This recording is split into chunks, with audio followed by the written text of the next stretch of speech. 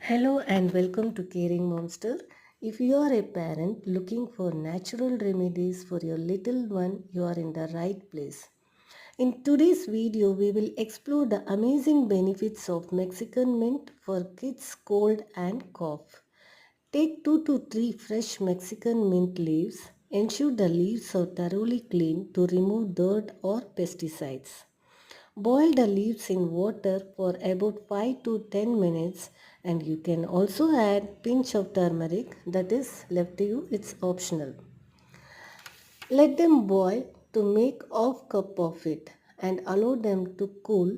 Strain and give 20 ml for 1 year baby twice a day. This remedy helps to clear congestion and provides relief from cold and cough. Thank you. Stay tuned for my next video.